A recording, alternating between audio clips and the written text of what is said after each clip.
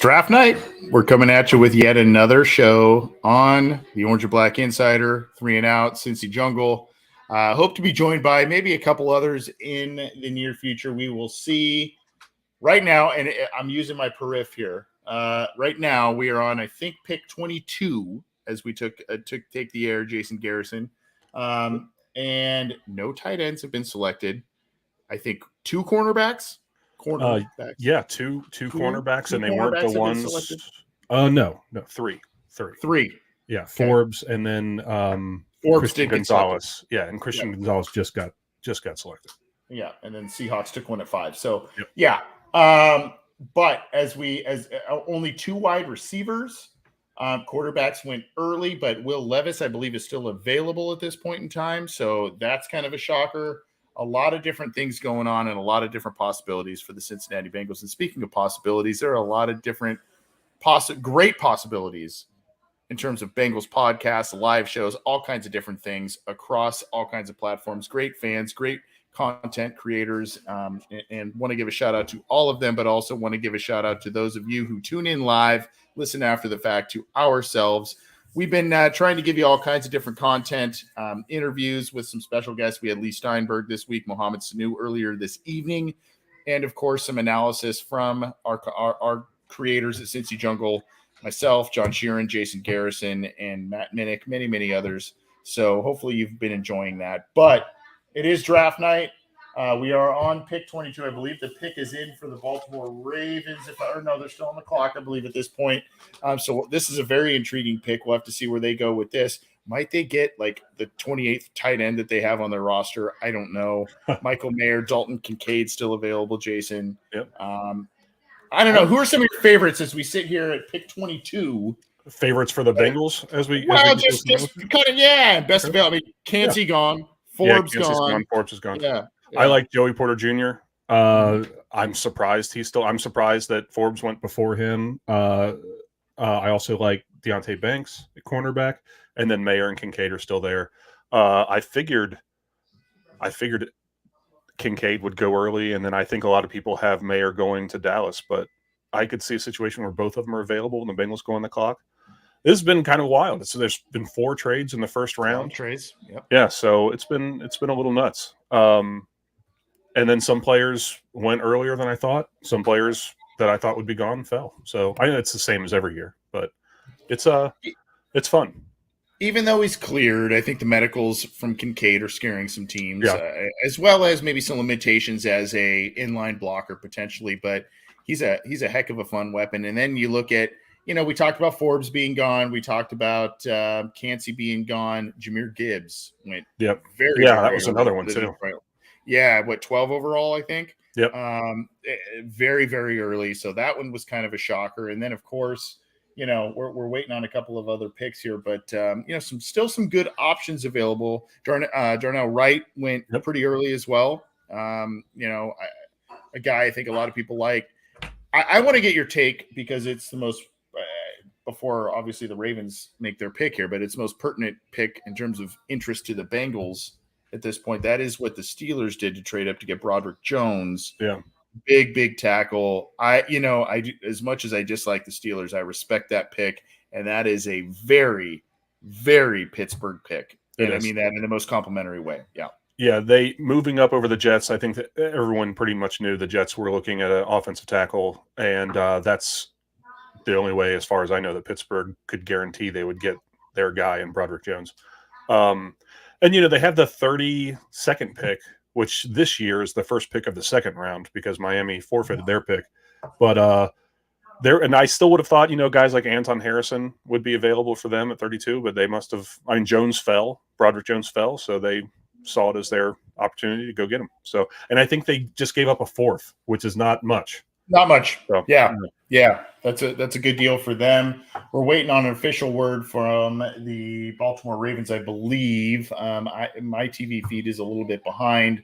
We're keeping an eye on it out of the corner, so hopefully it'll come through here. But Ravens having a big night, regardless of who they pick, Jason Garrison, because as far away as Lamar Jackson and the Baltimore Ravens seem to be, they came to a big contract agreement this evening, shortly before the draft. It is it shocks me what happens, because there is this frenzy in March and a frenzy leading up to March for free agency. And then there's this like doldrums where nobody does anything. And everybody's at an impasse. Oh, nobody's doing it. And then all of a sudden, draft weekend, and everybody kind of comes together again. And then we got to get this stuff together. And finally, the Ravens get Robert Griffin talking about the Ravens right now. I don't know if I want to hear what he has to say. I know he's got Ravens ties. I don't know if I can hear what he's saying here, but respect him. But oh man, I know he's very pro Lamar Jackson, pro Baltimore. Oh, yeah. That's fine. Well, regardless, it always surprises me, man. Like, I mean, come on, where have you guys been for the last month? You know? Oh, I know. They just took Zay Flowers. I don't know if that showed up for you. So another wide receiver. This is, as much as the offensive lineman and move up by the Pittsburgh Steelers is a Steelers pick, this is a Baltimore Ravens pick. Pick a wide receiver in the 20s every time. Oh my gosh. So this, and I was on another show, the great guys from Bengals and Brews and Strawberry Ice earlier this evening for a little bit. Had a heck of a fun time with them. One of the things that I just keep going back to is how much, I don't know whatever you want to call it, divisional chess, I guess, do you want to play if you're the Bengals, right? So now Browns don't pick till late tomorrow. But if you're and quite honestly, right now, the Ravens, no disrespect to the Browns or the Steelers necessarily, but the Ravens seem to be kind of your biggest in-division competition. And so now you go, okay, do you counter some of these moves here? Is it pass rusher? Is it, corner now for the Bengals because of what those two teams did? Because you're playing them at least twice, as we've seen a number of times in the past handful of years, 3 times a year sometimes. Right. Oh, yeah. Yeah. With Baltimore, I agree with you. Baltimore is the Bengals' biggest competition right now for the division. And nothing, like you said, nothing against Pittsburgh or Cleveland. They're just in a different spot right now. I think Pittsburgh is still kind of on the tail end of rebuilding a little bit. And I don't know what's going on. Browns are a flip of a coin, right? Yeah. I mean, it's they could be great. They could be terrible. Who knows? It's the Browns. They're going to do Browns things. I don't know. You could kind of see it one of two ways. Hey, let's stock up on a tight end like Mayer or Kincaid if both or either of them are available, and we'll score 400 points a game, and then it won't matter. Or let's take a cornerback because guys like Porter and Banks are falling, and we'll counteract the drafting of Zay Flowers and the signing of Odell Beckham Jr. for the Ravens. So I don't know. I could see it going either way. The things have kind of worked out well for when it comes to depth for the Bengals. Cornerback is bad. Depth for cornerback is bad, and some big names have fallen. And tight end depth is bad. And the 2 best tight ends on the draft were still available, which is surprising to me. So, I mean, I don't know what they're going to do. This has been a weird night. It has been a weird night, and here's the other thing. I see someone said that Porter's going to the Vikings here. I don't know. We'll have to get some confirmation of that. Also saw Levis to the Vikings, so we'll have to see exactly what happens there. But here's the thing, man. I think Nolan Smith is still available, right? He is. Nolan Smith is still available. Yeah. And it could be one of those things where you say, just take the best player available, and it's got to be him. I mean, hyper athletic, smaller, hyper athletic. A guy that I think Lou Anarumo would just have a field day with a guy like that. But, you kind of wonder, is he a tweener? What do you do with him in the league? But if you have a good defensive coordinator and you're picking late in the first round, those are kind of those, project guys that have all the tools, that have all the athleticism that you go, man, this is the guy we want to work with, right? Yep. And a good defensive coordinator finds a way to use a guy like that. Finds a way to put him in there where in situations where he'll succeed. And then I think that there's 4 Bengals defensive players under contract after 2024. We're heading into the contract year for DJ Reader. I think next year is the contract year for Trey Hendrickson. And if they sign Joe Burrow, they will sign Joe Burrow to a big extension. I don't know if they'll have the money to pay Reader or Hendrickson to stick around for another few years or find another replacement in free agency. So a guy like Nolan Smith could be huge for them, even if he doesn't contribute a ton this year. kind of like Dax Hill didn't contribute last year. Right. So I brought this up in our pre-draft show, and it's kind of becoming a little bit more of a possibility, not a reality, a possibility. But Branch, the safety out of Alabama, another one of those, mix them around, especially when you don't have Trey Flowers under contract. You lost both of your safeties. Is he a guy now at the back end of the first where you go, well, who knows, man? I mean, who knows what's going to happen to these next handful of picks in terms of tight end? Does Nolan Smith get grabbed? That sort of thing. Right. Maybe he's a guy, even though they don't value that safety position, maybe he's just that swing guy where you go, hey, maybe he and Dax, even though they do a lot of similar things, maybe they can fill the role of essentially 2 or 3 different players that they lost, right? Between kind of the guy that can get into the slot or the in the box area, help out with covering tight ends, the bigger slot wide receivers, that sort of thing. Of course, give you some run support, but also maybe play a little bit back and safety for you too. I don't know. Maybe that pick makes sense if the tight ends go. If Nolan Smith is gone, I don't know. But we've only got a few more picks here. What are we at? 23? 23, Vikings? Yep. Yeah. I'll tell you another thing too. Oh, I'm sorry. Go ahead. Oh, I was going to say, I'll tell you another thing too. New Orleans selects right after the Bengals do. And if Will Levis is still available, and that's probably where he's going. Yeah, I would think so. But they did sign Derek Carr. But if they're not interested, or if someone thinks they are interested, they want to jump New Orleans, I could see a situation if there's a bunch of talent left over, if Dalton Kincaid and Mayer are still there, the Bengals might trade back a couple spots and just figure one of those guys will still be there. I don't know.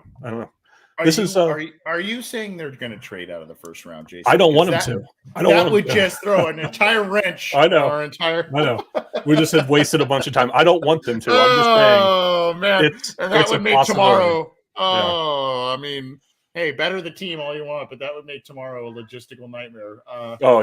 For us personally, let's just. I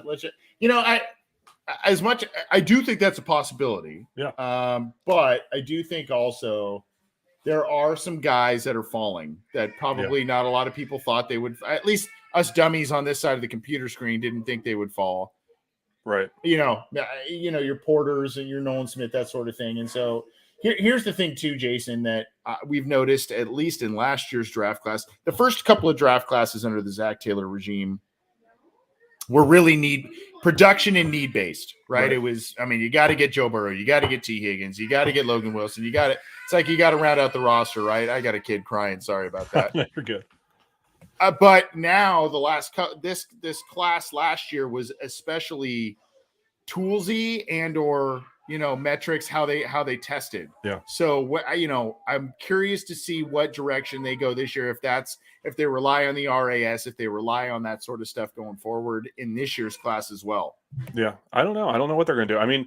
I know that they're, they like to draft athletes. There's a lot of athletes that are still available.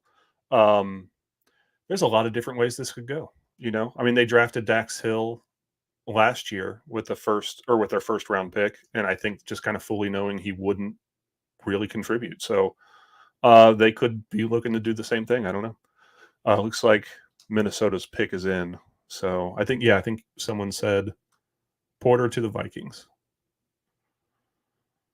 It'd be interesting to see Porter come to Cincinnati, and then what his father, Joey Porter Sr., who's one of my least favorite football players in the history of. But let him wear the jersey, Jason. I know, that's the thing. That's the thing. Is I'd have to start liking him, But man, I don't like Joey Porter. All right. So we'll see if Jeffrey Turner, William Goyer says Porter to the Vikings. We'll see if that. Jordan Addison. Jordan Addison. Yep. They got to replace. That's my guy. I like Addison a lot. That's my guy. They got to replace. They got to replace Adam Thielen, I guess. Yep. So here we are, pick 24, a handful of picks away from the Cincinnati Bengals. I do not see a move up, a move up, rather. I think it's more going to be a move back, stay put, and see who falls to you. But right now, I know you don't have Forbes. I know you don't have Cansey, but Right. you got to feel pretty good that you got at this point. I don't think Michael Mayer makes it past Dallas. No, I don't think so either. At 26. I think, with the comps of, maybe a Jason Witten light, that sort of thing, it's just kind of like that. Right. Just seems like that's just their wheelhouse, right? Right. But right now, as it stands with 4 picks were made, 3 picks before they pick, right? 24, 25, 26, 27. So 4 picks, and then they pick.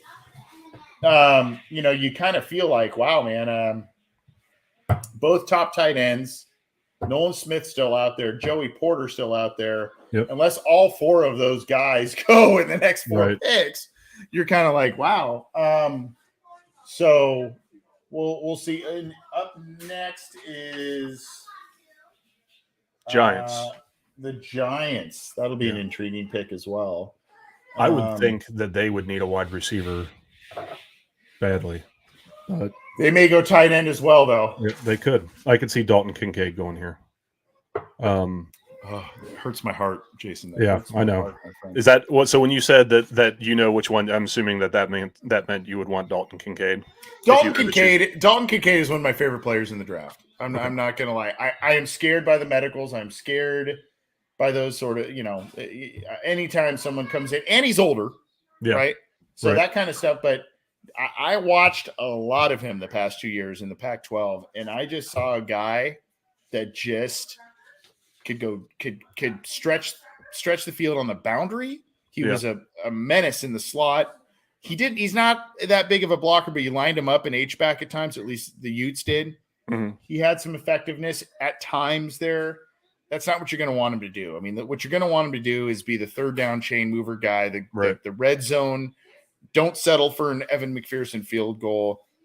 Get it in the end zone with a 9-yard strike to this guy. He's just a weapon, man.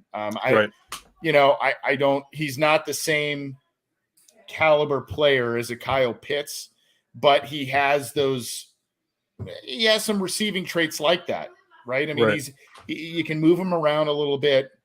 He's pretty athletic.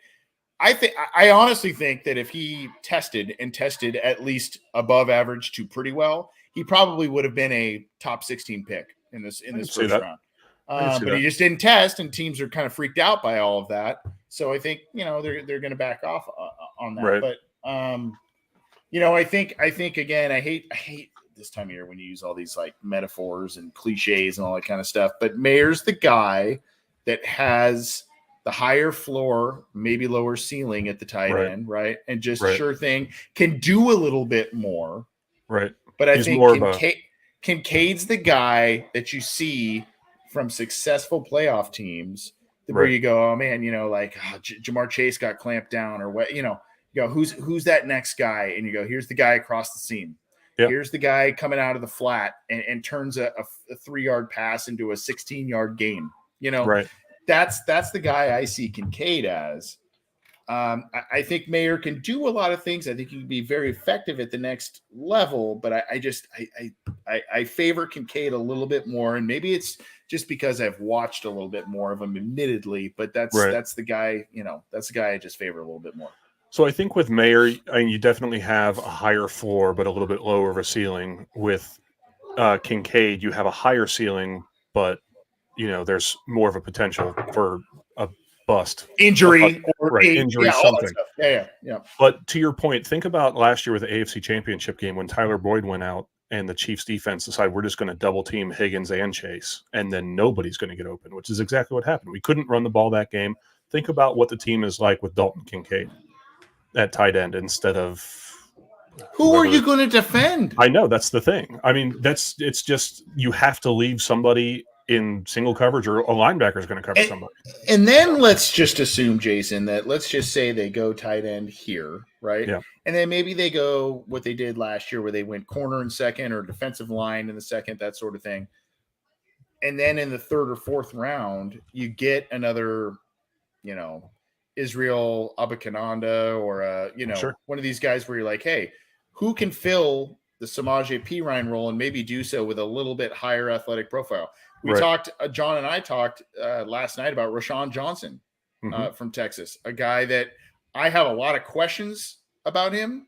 Right. But I feel like he's not as big. He's not the squatty type that P. Ryan was or is, but he's a little taller. He's still got that bulk, 220 plus, Mm-hmm. and he's got that just enough wiggle where it's like the first guy's not bringing me down, right? Right. And you know, just think about if they bring in another potentially, and I like P. Ryan, don't get me wrong, Yeah. I liked him a lot. But let's just say you bring in a guy that you feel like is even a marginal upgrade because of the athletic profile, and Right. you have a tight end along with Irv Smith, you know. So you've got Irv Smith, you got Dalton Kincaid. Even if you keep Mixon and whatever you do with his contract, you got Mixon, you got a supplemental running back to fill the P. Ryan role. You got Chase, you got. I mean, what are you going to do if you're an opposing defense? I don't know. Get to Burrow as fast as you can and hope, you know, yeah, Mike, you can get there. Mike Asbury here, Tyjae Spears, I think another guy from Tulane that I like Tyjae Spears a lot. Why? Tell me why. Well, I do too, but tell me why you like him. I watched him play against UC. Don't tell me the USC. Don't tell me the USC game. No. I watched him play against University of Cincinnati. University of Cincinnati had a very good defense, and he would not go down. He just absolutely shredded that defense. And it wasn't just he was hard to tackle. He was hard to bring down for them. He refused to go down on one-on-one. He was beating guys on the outside. He was running up between the tackles. He was absolutely just fantastic. Plus, he's very explosive. He's going to, you know, he'll produce, I think, in the passing game as well. So I do like Spears a lot. I think it would be interesting if the Bengals did something like take a defensive back or tight end here and then maybe like pair Charbonnet with Spears later. Woo. You know what I mean? Charbonnet, double dip at running back. Double dip at running back. I think Charbonnet is kind of a lot like Mixon. You know, just he's going to get you 4 yards a carry between the tackles, and then have Spears in there as a change of pace guy. You know, a third down back. It'd be interesting. Giants. I like me some Charbonnet too. Charbonnet is he's not. It's weird because some people go he's not the flashiest guy, but then you look at his highlights, you go he can be flashy. Oh yeah, you know he can do. You know, he's fast enough. He's sub 4.5, and he can catch the ball really well. Yep. He can. I mean, I like Zach Charbonnet a lot. I like him a lot, and I think you know a lot of people are like, well, second round running back. What you know, I think that late second round for a guy like that is really good value. I think it's very good value for a guy like that. I do think, and I would love to get your opinion on it though. Because John and I talked about, you know, hey, if the Bengals, I said if the Bengals go running back second round, this is kind of the doom spell for Joe Mixon immediately this year. Yeah. If the Bengals go second round or earlier, they're not going to go now with Gibbs gone. They're not going to go running back in the first round. But if they go second round, I think that spells doom for Mixon as the starting running back. But John made a compelling point that even if they go running back second round, it may spell doom for Mixon, but not in 23. Right. Or in it could be your rotational guy this year. Right. And then, you know, in 24, that sort of thing, that becomes the guy. But I don't know, man. I'm pretty excited because there's some guys I wish they had a chance at coming up here, but there are a lot of players, again, with just a small handful of picks left. There's a group of players that I think make a lot of sense. So, not to cut you off, Deonte Banks is gone. The corner. He's gone. Buffalo just traded with Jacksonville to move from 27 to 25. That will probably, I would venture to guess that might be an offensive lineman. I would think so. Maybe even who's I don't know who their running back would. I can't imagine any running backs going in the first at this point. Now that I could, if Jahmyr Gibbs was still available here, I could see Buffalo taking them, but I don't know what they're going to do now. But as far as players still available, Joey Porter, I on big boards, you know, players that have dropped, Joey Porter still available. Nolan Smith, Michael Mayer, Miles Murphy, Dalton Kincaid. How do you feel about Bresee? That's a polarizing guy. How do you feel about Bresee? I don't know. Not enough on him. No, right? I know there's not, and it's not fair to him because a lot of this stuff has I been know. out of his control. Yeah. So I hate to say that, but I mean that's a guy who's been connected to them. Yeah. I know. Who was it? Tony Pauline said Bergeron, the tackle from Syracuse, was. Yeah, I don't get that. I feel that would be a pretty big reach. Sure. Yep. I thought Bergeron was more of a guy who'd be available for them at 60, not 28. I mean, you still have DeJuan Jones and Anton Harrison sitting here ahead of Bergeron. That's a great point. We're not even talking about tackles, and those are two guys that. Yeah. Yep. So this will be a premium position in the eyes of the Bengals. This will be a corner. Yeah. This will be an offensive tackle. I as much as I'd like to think tight end, it's tight end, safety, offensive guard. That's not what they value in the first round. They do not value those positions highly. And when they draft them, it's later, right? Right. So I don't know. So Bills are moving up, yet somehow they're taking their sweet time, even though they moved up, seemingly that they know what they're. So we'll see what happens here. I got to take a quick break, Jason, just to check on some things. But sure. I want to leave you with this. I know you've put out mock drafts and all this, and I'll be back in just a second. But let me tell you real quick who the Bills selected. Okay, go ahead. Dalton Kincaid. Okay. So and you want to know why? Why? Because just a couple picks behind them, guess who's there? Yep. And I will tell you. And who did they trade up with? They trade up with Jacksonville. Okay. So Dallas is what, 2 picks away? Because I think Jacksonville was 24. Dallas is next. So Dallas I see Michael Mayer going here. So this is Michael Mayer. So would leave Joey Porter Jr. potentially and Nolan Smith right in the lap for the Cincinnati Bengals. Yep, one of those two. Which would be huge steals at this point in the draft. It would. I think. Yeah. It would. I love the sexiness of a tight end pick, right? I think with what it does for an offense and this Bengals offense, I still think that tomorrow night is when that position will be, regardless of if those guys were going to be available. And we'll see what happens here. But I think you're looking at Sam Laporta. You're looking at the kid from Old Dominion. You're looking at Musgrave, right? Yep. I think those are kind of the guys, because the Bengals don't want to feel that their hand is forced, especially in the first round, and that's why they made that late signing of Irv Smith. They don't want to feel like they're like, we have to take a tight end here, right? Right. And I think that, quite honestly, I know we talked about the divisional shell game and the chess game, right? Mm-hmm. I think it's Bills, Bengals, Chiefs in general in the AFC, and these 3 teams are kind of positioning themselves to be like, I think the Bengals wanted Dalton Kincaid, so we're gonna go. We're not gonna take that chance. We're gonna go up and get that guy if we're the Buffalo Bills. Yep, all 3, the Bengals, the Bills, and the Chiefs, are on just a different level in the AFC, and they're jockeying for position to put themselves in a position to represent the AFC in the Super Bowl. So I'm gonna say this, and I know we're a couple picks away. Okay. If Joey Porter Jr. is the pick for the Cincinnati Bengals, I will buy that. Oh man, I really want to make sure that his father gets a Bengals jersey. There you go. I will do things in my power if he is unwilling to wear a Bengals jersey. I say this tongue in cheek, of course, but if he's unwilling to buy a Bengals jersey, I would gladly support an endeavor to get him one. Yep, I'd like to see him wear it. Yeah. So do me a favor. I'm going to just step away for just 1 second. Sure. If you wouldn't mind, just kind of talk about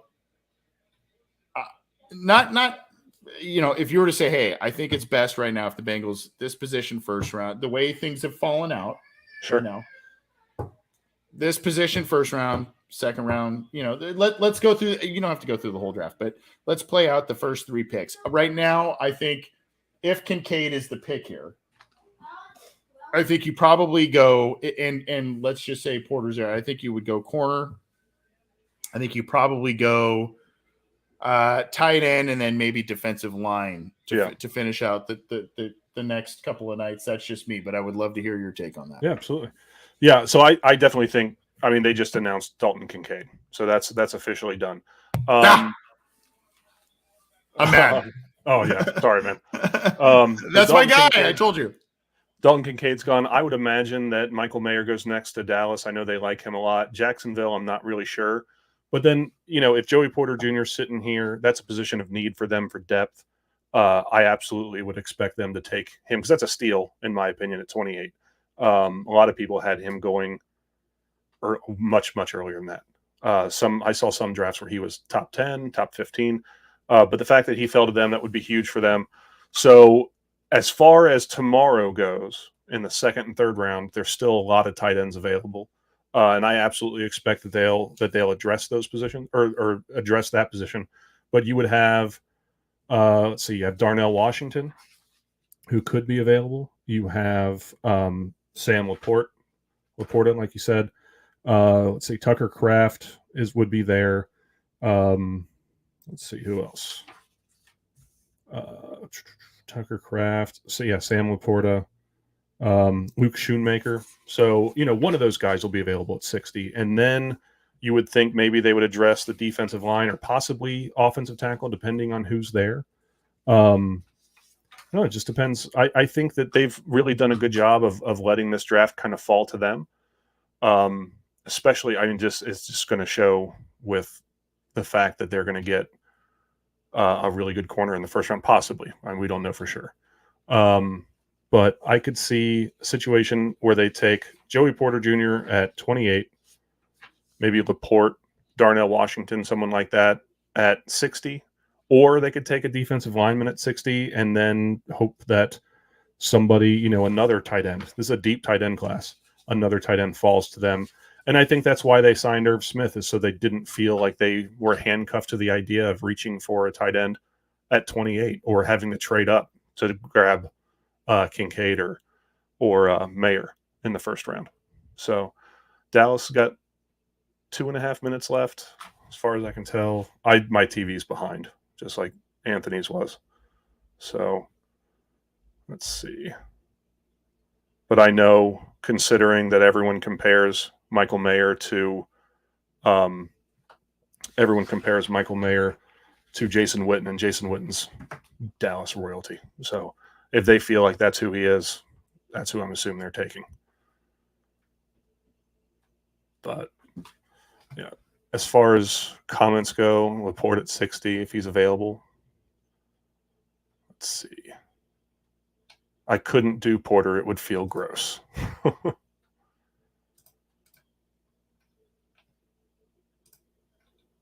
Let's see. Yeah, it's been an interesting night. But if I had to guess how the first 2 nights will end for the Bengals, just my own mock draft, I'll say Joey Porter Jr. at 28. In the second round at 60, I'll say Sam Laporta. And then in the third round, which is I think 92 or 90, I could see somebody like, let's see, I don't know. We could also see Zach Charbonnet too tomorrow. I don't know. I could see a situation where they don't go. I could see where they do Joey Porter Jr. in 28, Charbonnet at 60, and maybe a tight end in the third. Yeah, my shot I call with the running back is that they're going to take one within the first 4 rounds, I think. And my additional caveat to that is round 2, that's your starter by at minimum 2024, right? Round 4, that's the complementary piece you're gonna renegotiate Mixon's contract, and that's going to be the complementary piece like a P. Ryan was the past handful of years. Right. So that's kind of, and maybe they develop maybe a 4th rounder if it is a Roshan Johnson, if it is, in Izzy Akina. I know. I don't know.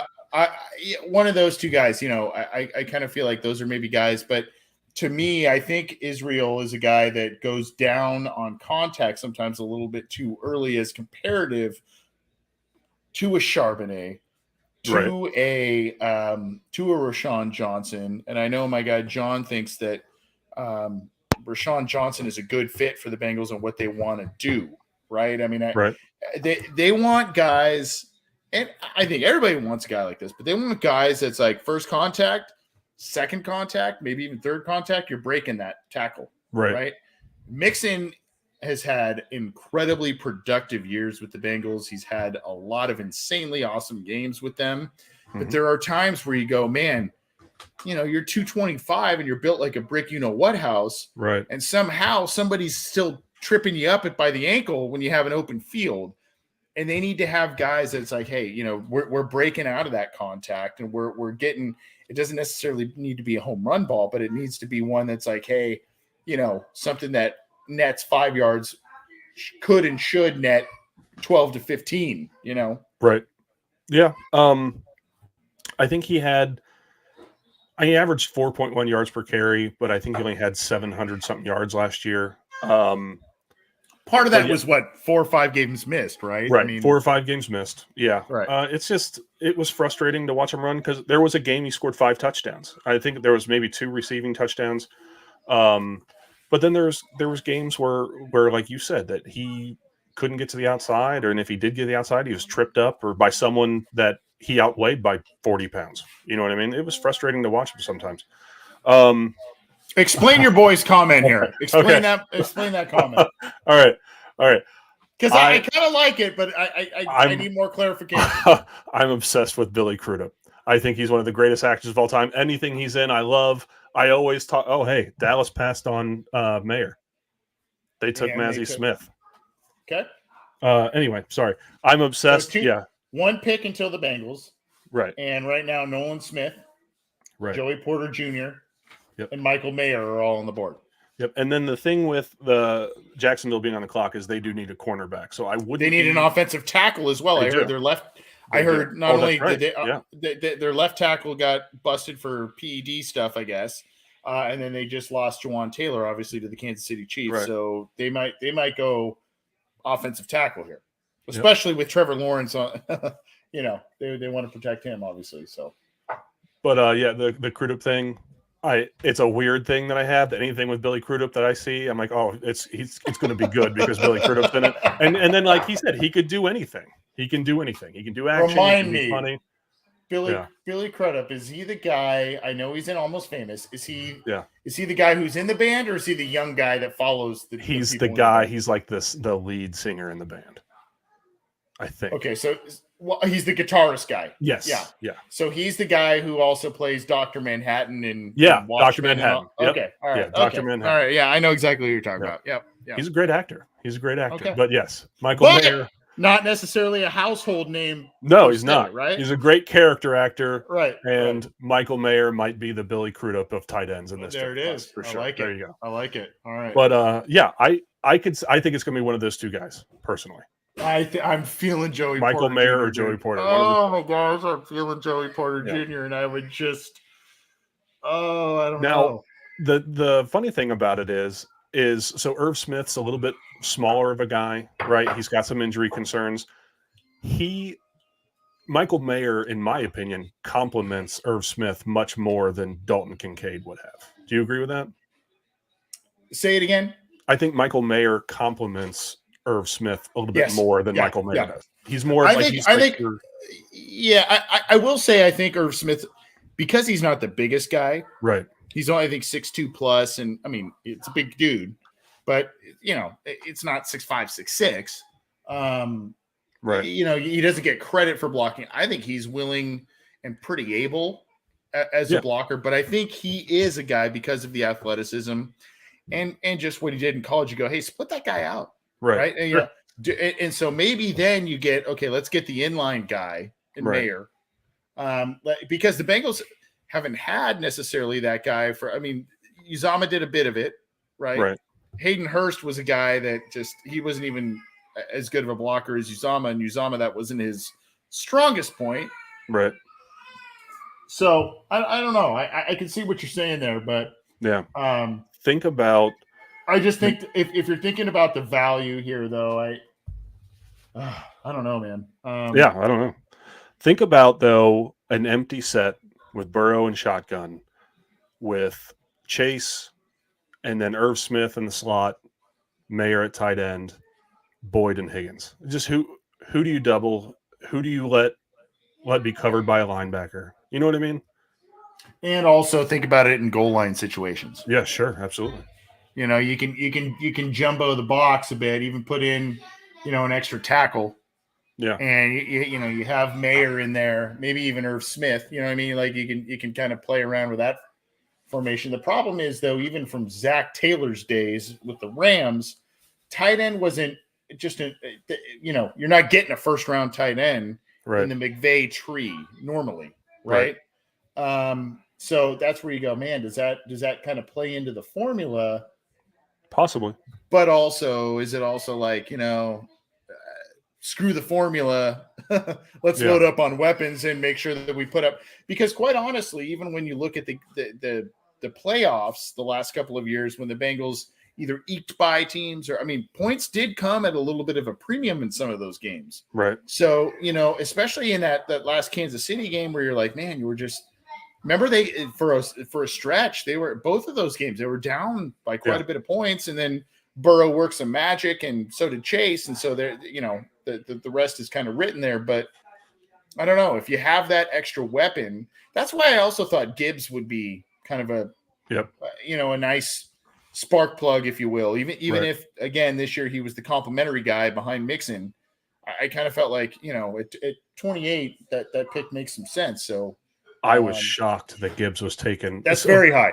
By all teams, too. The team with the worst defense in the NFL last year. Yeah. I guess they're playing as the Lions just are going to score 60 points and they don't have to worry about their defense anymore.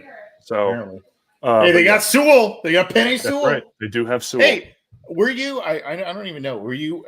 Let's be honest. I was on the fence, but I was leaning a little bit more Sewell at the time, between Sewell and Chase, just because of, I'm like, hey, let's build the trenches here. Obviously, I think the Bengals made a very wise choice, and I think they couldn't have gone wrong, really, in either way. But they really did right with the Chase. Were you more at the time? I mean, obviously, hindsight is what it is. But at the time, were you more, give me Penny Sewell, or were you, give me Chase?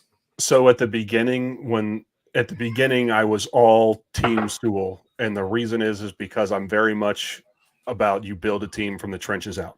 Right, that's how successful teams build, is from the offensive and defensive line out.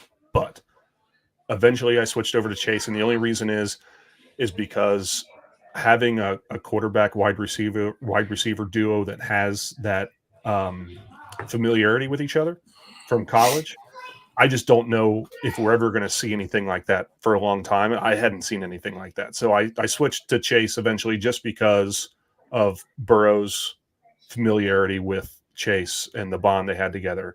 And so that's my story, and I'm by a nose sounds right. Like, right. Yeah.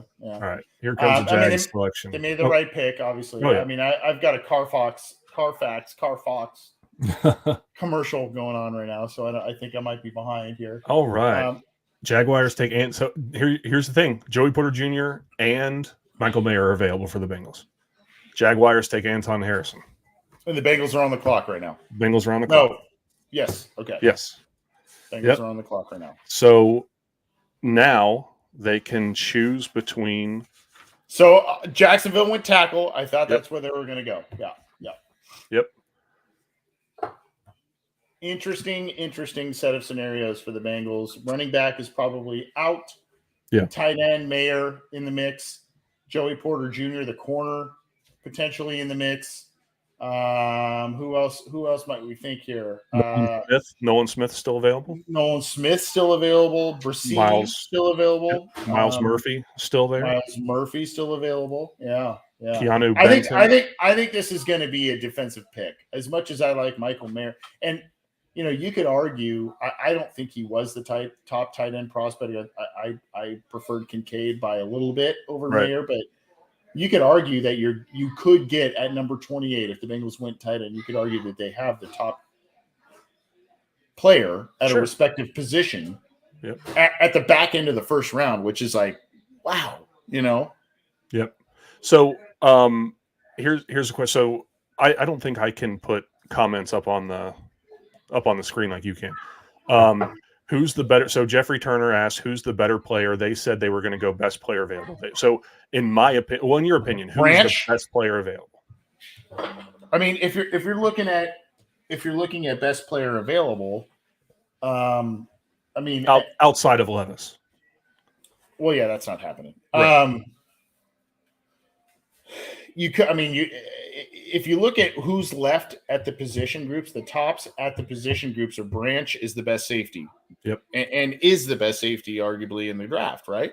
Yep. And then you have, Mayer. Well, Mayer's the top player at his position, tight end, in this year's draft. But you go, okay, well, top player at a position that is less of a premium than corner, than tackle, than edge rusher, that sort of thing.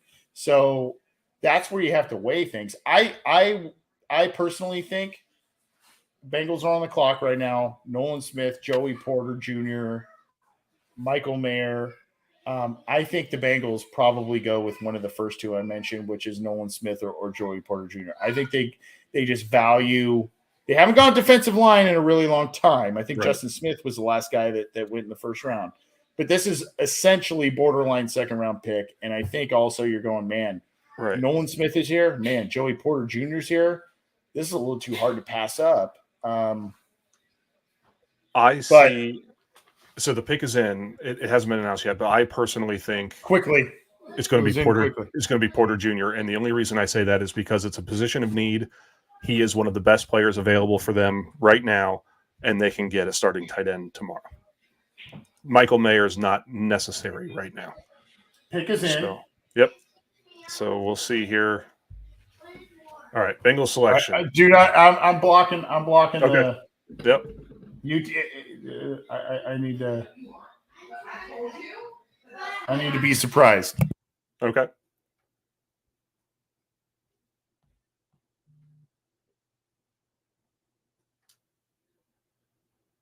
Oh my gosh.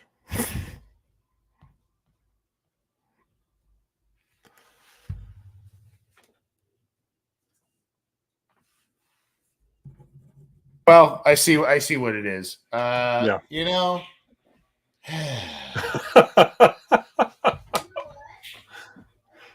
I mean, it's not a bad pick. Not a bad pick. He should have been gone long before now, or I would have thought he would have been gone long before now. But it's not. This isn't what I wanted. So I mean, it's okay. It's good. Well, let's talk about it. I feel the same way about this that I felt about Dax Hill last year. Dax Hill's a great player. He fell to the Bengals. It's a no-brainer take him, but he's not. I don't know what he's going to do this year. And I think Myles Murphy will contribute, but I was really kind of hoping for Joey Porter Jr. or Mayer, someone like that. So, but this, I don't think this is like a super sexy pick, but it's a good pick. It's a good pick. It's a good pick because, look, Sam Hubbard, Trey Hendrickson have been taking a lot of snaps the last couple of years, right? Yep. Mm-hmm. Joseph Osai, while exciting, a work in progress, right? Yep. And I don't mean that as necessarily a slight. We knew he was raw coming out of college. Then he missed his rookie year. So you're going, man, you got to ramp up quickly, right? This was one of the guys that was connected to them that you felt like, if he was there, he was going to be on the very short list. And that is, of course, Myles Murphy, weighed in at 6'5", 268. Here's the thing here. I'm ranked 6th amongst edge defenders in terms of athleticism at the combine. Production score just wasn't there. So, again, the athleticism is there. The production score is not necessarily 25 reps on the bench press. So a guy that I think he's got all the traits. He's got, oh my gosh, I think there's what's that guy? Third down, the guy who waves towel, third down. Yeah. Myles Murphy is wearing a very similar hat to what I'm wearing, by the way. Congratulations to him. I think this is. Absolutely. I think this will be this. Yeah. I mean, let's be honest. I think we had our ideas set on some guys who had fallen a little bit. But this was a guy, again, bigger guy. So when you look at Nolan Smith, this guy has a little bit more of a true build, NFL body right now, right? Right. A guy that just fits a lot of what they do, and then had the good athleticism that they like. So I think this is a smart pick. I think when we talked about how Jason, you got to put up points and all this kind of stuff. Well, you're also going up against Justin Herbert, Sure. Lamar Jackson, Yep. Patrick Mahomes. I mean, you're going up against these guys, and you got to get these guys down. Yeah. And as good as Trey Hendrickson is, as good as Sam Hubbard is, they're taking a lot of snaps, and this is a guy that's got to relieve them. Yep. So I mean, there's a lot of premium positions, important positions. Every position in football is important, but the most important position is quarterback. We all know that. Left tackle, your offensive tackles that protect your quarterback are huge, and then guys who can get to the quarterback, who can rush the quarterback. Mm-hmm. And it's a massive, massive position. The fact that he was here, I didn't think he would be here. So it is a good pick. It is a good pick. Could be a great pick. But you're right, Trey Hendrickson deserves a break sometimes. Same goes for Huber. Huber. Just getting those guys. I don't know what year it was. Maybe around 2015. When the Bengals had such a great defensive line rotation, that guys like Geno Atkins and guys like that were always fresh. You know what I mean? I'm gonna show you this, and this is that I said something to you earlier, Jason, and this isn't my being a smarty pants or anything like that. Okay. This is just, hey, it's going to be interesting to see what the Bengals do in this year's draft. Is it production? Is it athletic profile and upside? Check it out. Yep. Here you go, right here. Look at the RAS score right here. Yeah, and there it is, and that's what's been winning the day the last. So when the Bengals in the first couple of years of the Zach Taylor era, when they filled out needs, they got the high picks and they nailed these picks. This is what they're banking on. They're banking on size. They're banking on speed. Look at the 40-yard dash, dude. I mean, this is a dude who's almost 270. Yeah. And so, when you look at the RAS, and I think that was a little bit of a mistype right there, by the way, with the 9s across the board there, but 9.71 is the RAS score. I'm assuming that's accurate. At least I hope. I know he's a busy guy tonight, Kentley Platt, but this is a guy though that fills out the athletic profile that the Bengals are looking for, and I think that screams Zach Taylor, that screams Duke Tobin, and when you have the needs fulfilled at starting positions, then you go, hey, if we're going to ask you to be a backup, a rotational guy to start with, let's have the athletic profile to build upon, the foundation to build upon, and then let's go from there. Right. No, I totally agree. Yeah, that's the nice thing is they already have that foundation. Now they're just picking guys that can help, or picking guys who will slot in the future. I did see Kurt Rowe just said the sad thing is that Porter will go to the Steelers at 32, and that's very possible. Which is sad. I didn't even think about that. Oh yeah. God. Yeah. That's for sure what's going to happen. I would think so. Yeah. That's for sure what's going to happen. Here's the other thing to think about. I know people are like, what about running back? What about tight end? What about I still think there's a Jonah Williams trade that can get you potentially a night 2 pick, but definitely some stuff. And, and not that I want to see him move. I would love to see Jonah Williams play right tackle for this team, but it's just, I don't know that it's in the cards. So, at any rate, look, I mean, I did not mean to sound disappointed in the pick. I think there were a couple of kind of more guys that were falling. We go, kind of fall in love with a couple of those players. This is a solid pick. If the RAS score that we posted earlier is indeed accurate, which we think it is, that points to a lot of different things as to why this pick makes a lot of sense for the Bengals. It's one of those things where I think that we fell in love with certain guys that we had. There's Brian Bressie, by the way, just went to the Saints at 29. But I think it's one of those things where you have your mindset on certain guys because you think it'll go a certain way. You know what I mean? I certainly didn't expect Michael Mayer to be available at 30. I didn't think he'd be available at 28. So the fact that he's still here is kind of nuts. So things just fell in a way where this super athletic defensive end that nobody thought would be there, just kind of fell into their lap. It is a very good pick. I don't want to say that I was disappointed. I think I was more surprised, shocked. You know what I mean? One of those things. But I'm excited. I'm excited to see what he can do. Yeah, so Bressie goes at 29. Now you got Philly and Kansas City. So I do think that this was largely going to be pegged as a pick for the defense, unless, you know, I really, they weren't going to take a wide receiver. They weren't going to take probably not a running back unless Gibbs fell, maybe. They were not going to take, you know, a quarterback, obviously, maybe offensive tackle. I mean, it was basically offensive tackle and tight end for the most part. Right. But defensive tackle, edge rusher, cornerback, all of those players were kind of in play here. And I want to share this. I wonder if I can share this. This goes back a couple of years, but let me see if I can, you know what, I'm going to share it here.